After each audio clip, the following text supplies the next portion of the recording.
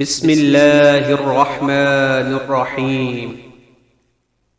حضرت ثوبان رضی اللہ تعالی عنہ سے روایت ہے، آقا علیہ السلام نے فرمایا، بہترین دینار وہ ہے جو کوئی شخص اپنے اہل و عیال پر خرچ کرتا ہے۔